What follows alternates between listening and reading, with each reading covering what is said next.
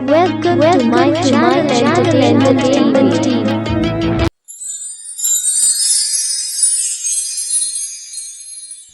कहानी जादुई साइकिल की। यह कहानी महेश नाम के एक आदमी की है। महेश गांव के एक छोटे से घर में अपने 4 बच्चे और पत्नी के साथ रहता था। महेश बहुत ही गरीब था, इसलिए वह अपनी एक पुरानी साइकिल में बच्चों के खिलौने लेकर दूसरे गांव बेचने जाता था। महेश रोज की ही तरह अपनी साइकिल में बच्चों के खिलौने लेता है और उसे दूसरे गांव खिलौने बेचने के लिए निकल पड़ता है। दूसरे दिन के मुकाबले उस दिन महेश की काफी अच्छी बिक्री हो जाती है।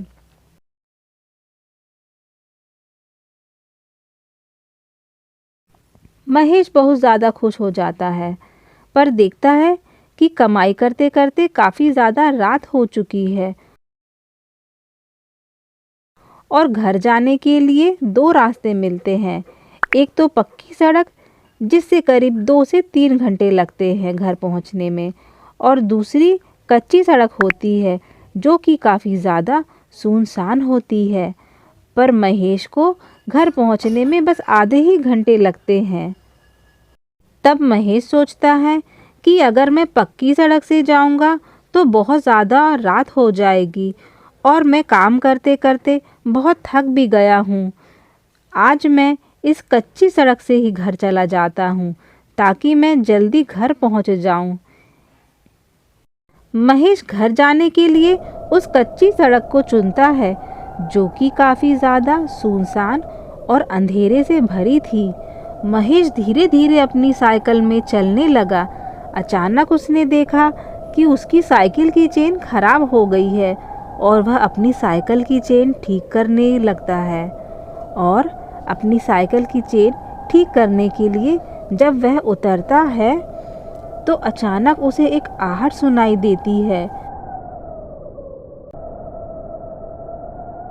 महेश पीछे मुड़कर देखता है तो उसे एक औरत दिखाई देती है जो कि एक चुड़ैल होती है। महेश बहुत डर जाता है और वह ईश्वर को याद करने लगता है।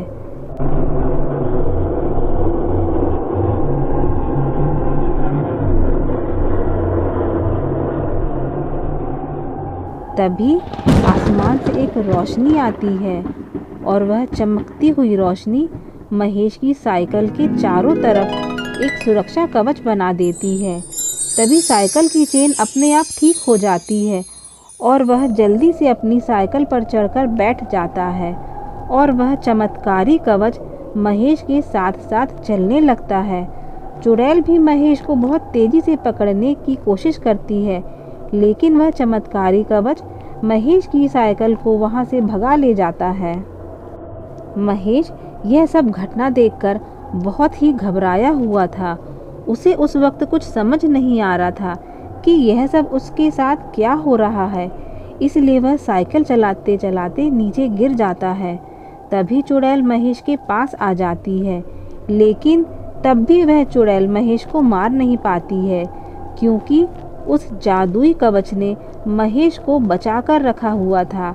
तब महेश हिम्मत करके उठता है और वह साइकिल पर फिर से सवार हो जाता है और वहां से चल पड़ता है। चुड़ैल बहुत कोशिश करती है पर वह महेश को पकड़ नहीं पाती है क्योंकि उस जादुई कवच ने महेश को बचाकर रखा हुआ था। उस कवच ने चुड़ैल की सारी जादुई शक्तियों को विफल कर दिया था और महेश को सुरक्षित घर तक पहुंचा दिया। महेश अपने घर पहुंचते ही साइकिल रखता है और वह ज़मीन पर गिर जाता है। गिरने की आहट सुनकर महेश की पत्नी और उसके बच्चे सभी दौड़े दौड़े बाहर आते हैं तो देखते हैं कि महेश तो ज़मीन पर गिरा हुआ है। तब वह जादुई चक्र वहां से गायब हो जाता है। महेश की पत्नी और उसके बच्चे महेश को उठाते हैं और घर के अंदर लाते हैं। महेश बहुत ज़्यादा डरा हुआ था महेश की पत्नी ने महेश को पानी पिलाती है और उससे पूछती है कि आखिर क्या हुआ, ऐसा क्या हो गया जो आप घबराकर ऐसे ज़मीन पर गिरे हुए थे। कई बार पूछने के बाद भी महेश अपनी पत्नी से कुछ नहीं कह पा रहा था। महेश की पत्नी ने पास के ही एक बाबा को घर पर बुलाती है। तब महेश ने सारी घटना अपनी पत्नी और उस बाबा को बताता है कि कैसे एक चुड़ैल उसका पीछा कर रही थी और एक चक्र ने महेश और उसकी साइकिल को ढक रखा था। तब बाबा समझ जाते हैं और वह महेश को बताते हैं कि वह एक साधारण औरत नहीं बल्कि एक चुड़ैल थी जो तुम्हें मारना चाहती थी। महेश कहता है कि चुड़ैलों के पास तो इतनी काली शक्तियाँ होती है, फिर उसने मुझे कैसे नहीं मारा। तब बाबा बोलते हैं कि तुम ईश्वर के चमत्कार से बच गए हो। वह चक्र कोई साधारण चक्र नहीं था बल्कि ईश्वर के द्वारा भेजा गया वह चमत्कारी कवच था जिसने आज तुम्हारी जान बचाई है, क्योंकि ईश्वर से बढ़कर दुनिया में और कोई शक्ति नहीं है।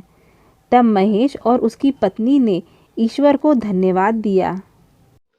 दोस्तों, कैसी लगी आपको हमारी यह कहानी? ऐसी ही अच्छी अच्छी कहानियाँ देखने के लिए चैनल को लाइक करो, सब्सक्राइब करो और हाँ, अपने दोस्तों को भी शेयर करो। धन्यवाद दोस्तों। जाइएगा, नहीं आ रही है हमारी अगली स्टोरी। एक बार एक चोर एक बूढ़ी औरत के घर में घुसकर चोरी करने की कोशिश कर रहा था। तभी उस कमरे में सो रही दादी की नींद अचानक खुल जाती है। यह देखकर चोर घबरा उठता है कि अब तो यह बूढ़ी औरत शोर मचा देगी, लेकिन ऐसा कुछ भी नहीं हुआ। उस बूढ़ी औरत ने चोर को देखकर बिल्कुल भी शोर नहीं मचाया। उल्टा वो उसे बड़े प्यार से कहती है, बेटा, देखने में तो तुम पढ़े लिखे और शरीफ घर के लगते हो। कोई मजबूरी ही होगी जो तुम्हें चोरी जैसा बुरा काम करना पड़ रहा है। यह लो तिजोरी की चाबी और जितना ज़रूरत हो उतना रुपए निकाल लेना। लेकिन मैंने अभी अभी एक सपना देखा है, बस जाते जाते उसका मतलब समझाते जाना। चोर बड़ा खुश होकर बोलता है, आप पूछो, मैं अभी बताता हूँ। अभी अभी मेरे सपने में एक शेर बकरी के सामने खड़ा था और बकरी की तरफ देखकर ज़ोर ज़ोर से चिल्ला रहा था, कोई मुझे बचाओ, कोई मुझे बचाओ। बेटा बताओ इसका मतलब क्या है? उस चोर ने कहा, मुझे कुछ समझ नहीं आ रहा है। इतनी ही देर में बगल वाले कमरे से दादी के दो बेटे राम और श्याम आ गए और चोर की हड्डी पसली एक कर दी। जाइएगा, नहीं आ रही है हमारी अगली स्टोरी। कहानी गरीब के आम। एक छोटे से गांव में किशन अपनी पत्नी के साथ रहता था। वह बहुत ही गरीब था। कभी कभी उन्हें 2 वक्त का खाना भी नसीब से मिलता था। किशन की पत्नी नैना किशन से कहती है, अजी सुनते हो, आज हमारे घर में राशन खत्म हो गया है। खाने के लिए बस कल के चावल ही हैं और मैं समझ नहीं पा रही हूँ कि रात में हम क्या खाएंगे।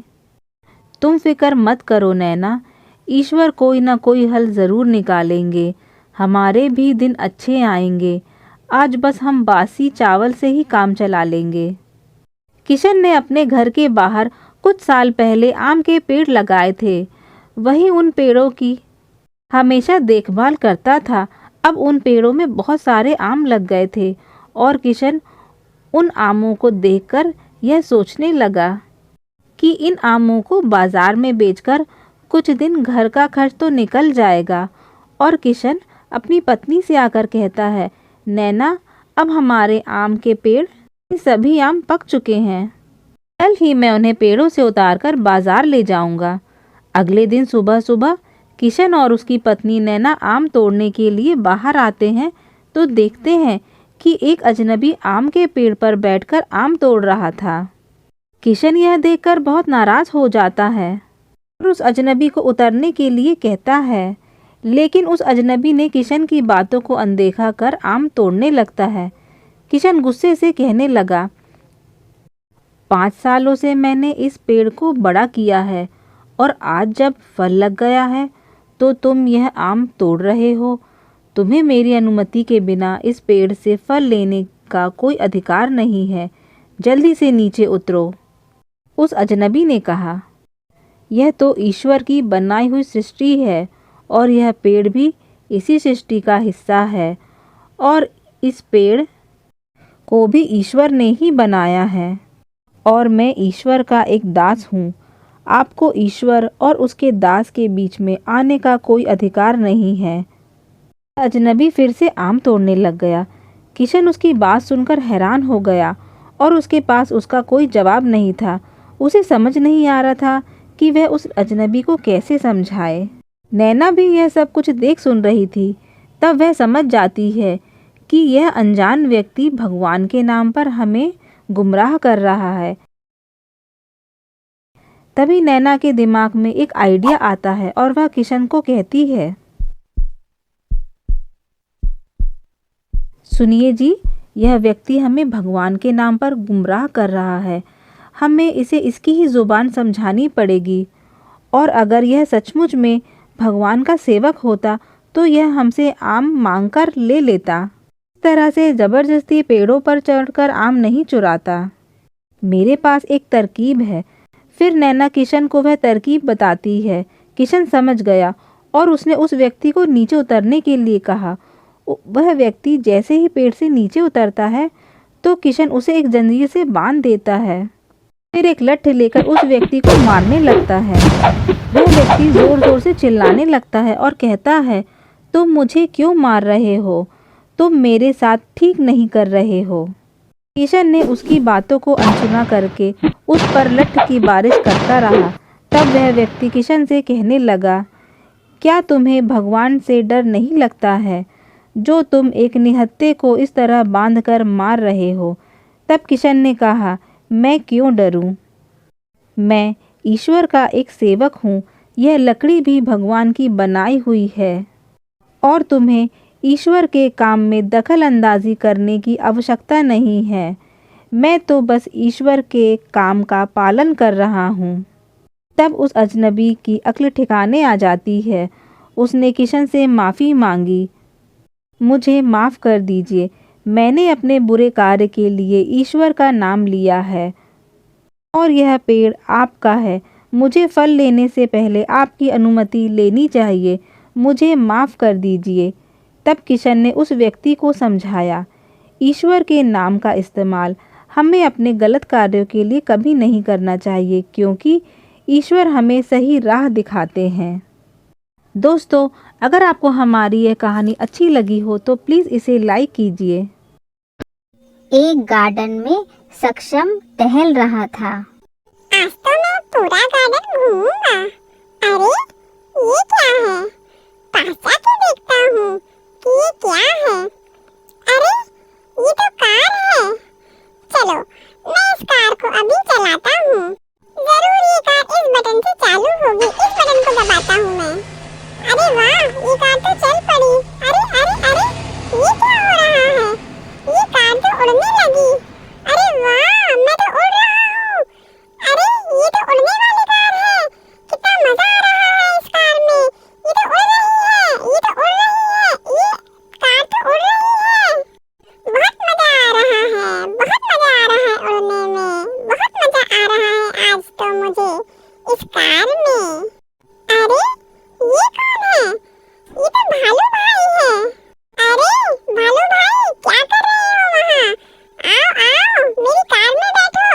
आओ, आज मैं तुमको अपनी कार में उड़ाता हूँ भालू भाई। अरे ये तो सक्षम भाई है।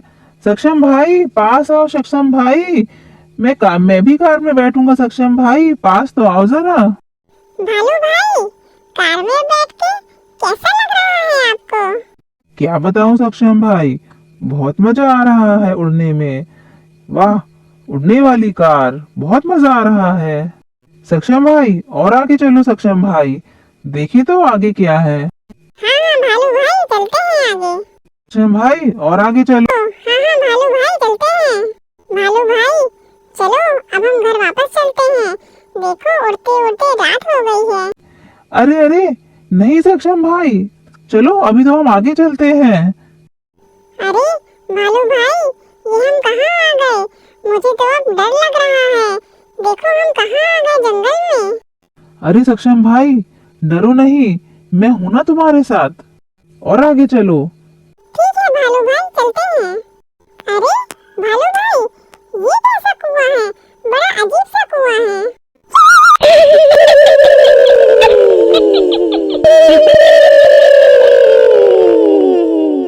तुम दोनों कौन मूर्ख हो और यहाँ क्या कर रहे हो हमारे इलाकों में?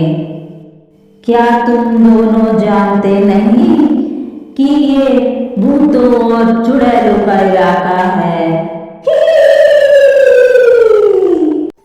हमें माफ कर दो, हमें माफ कर दो चुड़ैल बहन, हमें माफ कर दो। चुड़ैल बहन हमें नहीं पता था कि ये आपका इलाका है, नहीं तो हम यहाँ कभी नहीं आते। हाँ हाँ चुड़ैल आंटी हमें माफ कर दो चुड़ैल आंटी प्लीज। बहन डायन, हाँ बहन चुड़ैल कहो, आज तो हमारे खाने का इंतजाम हो गया है। नहीं चुड़ैल आंटी प्लीज हमें माफ कर दो, हम यहाँ कभी नहीं आएंगे। अरे अरे सक्षम भाई देख क्या रहे हो, चलो भागो जल्दी, कार चालू करो अपनी। हाँ भालू भाई। अरे अरे भाग कहाँ रहे हो? रुको भाग कहाँ रहे हो? आज हम तुम लोगों को नहीं छोड़ेंगे। सक्षम भाई जल्दी से अपनी कार को उस मंदिर के पीछे उतार लो, वहाँ वो चुड़ैल और डायन नहीं आ पाएगी हमारा पीछा करते हुए। हाँ भालू भाई तुम ठीक कह रहे हो। अरे ये दोनों मूर्ख बच्चे कहाँ गायब हो गए, कहाँ चले गए? बहन डायन, हाँ बहन चुड़ैल, चलो हम वापस चलते हैं। ये दोनों न जाने कहाँ छुप गए हमें देखकर। चलो हमारा शिकार तो आज भाग ही गया। भालू भाई हाँ सक्षम भाई। आज तो हम बहुत बच गए। सक्षम भाई जान बची तो लाखों पाए, हाँ भालू भाई। लौट के बुद्धू घर को आए। लेकिन सक्षम भाई उड़ने वाली कार में तो आज बहुत ही मजा आ गया। हाँ भालू भाई मुझे भी आज बहुत मजा आ गया। दोस्तों अगर आपको हमारा यह वीडियो अच्छा लगा हो तो प्लीज़ इसे लाइक कीजिए, शेयर कीजिए और सब्सक्राइब कीजिए। नानी माँ, आज मेरे भाई ने मुझे एक नया गैजेट लाकर दिया है। वाह गैजेट, यह तो बहुत अच्छी बात है, पर गैजेट से मुझे एक कहानी याद आ रही है। वह कहानी तुम लोगों को भी सुनाती हूँ। एक गांव में सरिता नाम की एक बहुत गरीब औरत रहती थी। उसके पास एक गधा था जिससे वह बोझा ढोकर थोड़े बहुत पैसे कमा लेती थी। एक दिन सरिता का पति बीमार पड़ गया और सरिता के पास इलाज के लिए पैसे नहीं थे। उसने सोचा क्यों ना शहर जाकर मजदूरी करूं। यह सोचकर सरिता अगले दिन शहर की ओर निकल पड़ी। शहर का रास्ता जंगल से होकर गुजरता था। रास्ते में सरिता को एक साधु सरिता ने जाकर उनसे पूछा, महात्मा जी आप इस जंगल में कैसे? क्या आप रास्ता भटक गए हैं? यह सुनकर महात्मा जी बोले, बेटी मैं पास के गांव में जाना चाह रहा था और मैं रास्ता भटक गया हूँ, मैं बहुत भूखा हूँ। महात्मा जी मैं शहर की तरफ जा रही थी मजदूरी के लिए। मेरे पास कुछ केले हैं, आप इसे खाकर अपनी भूख मिटा सकते हैं। महात्मा जी ने वह केले खाए और सीता को धन्यवाद दिया और बेटी तुम शहर क्यों जा रही हो? सरिता ने बताया, महात्मा जी मैं मजदूरी करने जा रही हूँ। मेरे पति बहुत बीमार हैं और मैं वहाँ से कुछ पैसे कमाकर उनका इलाज कराना चाहती हूँ। महात्मा जी बेटी तुम्हें अब शहर जाने की जरूरत नहीं है, मैं तुम्हें एक जादू यंत्र देता हूँ। मंत्र पढ़ते ही जादू यंत्र प्रकट हो गया। जादू यंत्र, ये क्या है महात्मा जी? सरिता ने पूछा। बेटी, इस जादू यंत्र से जब भी तुम्हें पैसे की जरूरत होगी तुम इस जादू यंत्र से पैसे मांग लेना। लो, इसे अपने हाथ में पहन लो, पर याद रखना इस यंत्र का इस्तेमाल बस तुम ही कर सकती हो। अगर किसी ने इसका इस्तेमाल किया तो वह बहुत बीमार पड़ जाएगा और बिस्तर पकड़ लेगा। यह सुन सरिता हैरान हुई और महात्मा जी को धन्यवाद दिया और अपने घर वापस लौट आई। सरिता बहुत खुश थी। सरिता जैसे ही घर पहुंची उसने अपने पति को बताया। सरिता का पति सरिता को देखते ही, अरे, तुम तो शहर गई थी मजदूरी के लिए। हाँ, मैं गई थी वहाँ मजदूरी के लिए। जंगल में मुझे एक साधु महात्मा मिले थे और उन्होंने मुझे यह जादू यंत्र दिया है, इसलिए अब मुझे शहर जाने की जरूरत नहीं है। सरिता ने उस यंत्र से जैसे ही पैसे मांगे उससे पैसे प्रकट हो गए। वह लोग बहुत खुश हो गए यह सब कुछ देखकर। सरिता ने उन पैसों से अपने पति का इलाज कराया और खुशी खुशी रहने लगे। सरिता को जब भी पैसों की जरूरत होती वो उस यंत्र से पैसे मांग लेती। धीरे धीरे उनकी गरीबी भी दूर होने लगी। अब सरिता गांव वालों की भी मदद करने लगी थी। यह देखकर गांव के कुछ लोग सरिता से जलने लगे थे। अरे, आखिर इस गरीब सरिता के पास इतने रुपए आए कहाँ से? इसके पास तो अपने पति के इलाज के लिए भी पैसे नहीं थे। दूसरा बोला, पता लगाना चाहिए, क्यों ना सरिता के घर की नजर रखते हैं। वह आदमी अंदर देखता है तो सरिता यंत्र से पैसे मांग रही होती है और पैसे आ जाते हैं। अच्छा, तो ये बात है। सरिता के पास यह जादू यंत्र है जिसके कारण उसके पास इतने पैसे आ गए हैं। मुझे यह यंत्र चुराना ही होगा। रात होते ही शंभू सरिता के घर में घुसकर वह यंत्र चुरा लेता है। सरिता सोती रहती है, उसे पता भी नहीं चलता है। शंभू घर पहुंचते ही यह सोचने लगता है, अब मैं भी अमीर बन जाऊंगा। कहकर यंत्र से पैसे मांगते ही शंभू को एक झटका लगता है और वह जमीन पर गिर जाता है। लाख कोशिश करने के बाद भी वह उठ नहीं सकता है और बिस्तर पकड़ लेता है। जब सरिता को इन सारी घटना का पता चलता है तो वह शंभू के घर जाकर बोली,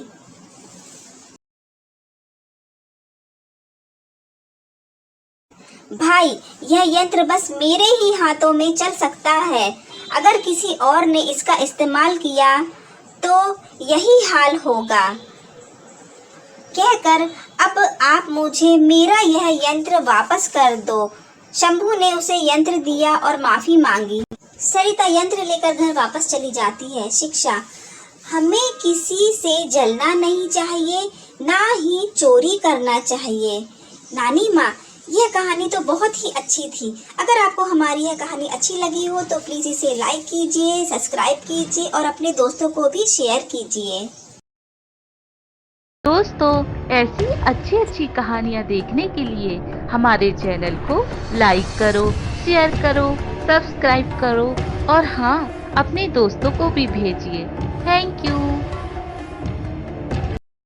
और प्लीज़ अपने दोस्तों को भी शेयर कीजिए। अगर आपने हमारा चैनल अभी तक सब्सक्राइब नहीं किया है तो प्लीज़ हमारे चैनल को सब्सक्राइब कीजिए।